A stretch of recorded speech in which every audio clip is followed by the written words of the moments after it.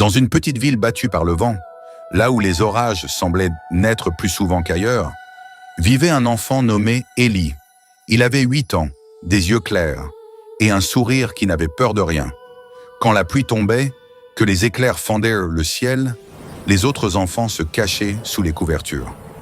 Mais lui, il sortait. Sa mère, Clara, l'appelait toujours à la fenêtre. « Élie, rentre tout de suite, tu vas tomber malade. » Mais Élie ne répondait jamais. Il levait la tête vers les nuages et murmurait « Il m'appelle ».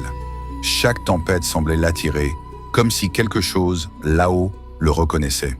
Et puis, une nuit, il disparut. Pas longtemps, quelques heures seulement. Mais quand il revint, trempé jusqu'aux os, il parlait d'un endroit étrange, un royaume suspendu sous les éclairs, où les enfants dansaient dans la lumière. Les médecins parlèrent de crise, de délire, d'imagination.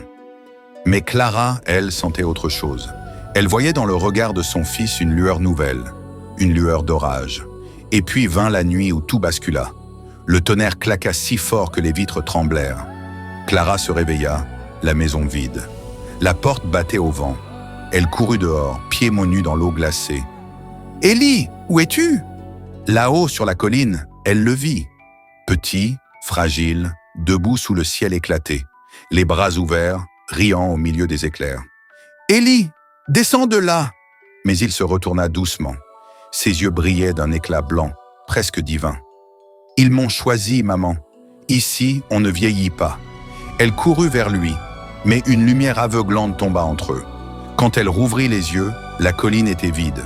Le ciel se referma, lentement. L'orage partit comme s'il avait emporté son souffle.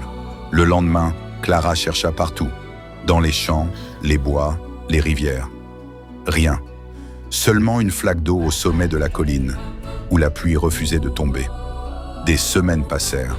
La maison était vide maintenant, mais Clara ne pouvait s'empêcher d'écouter, chaque fois que grondait le tonnerre.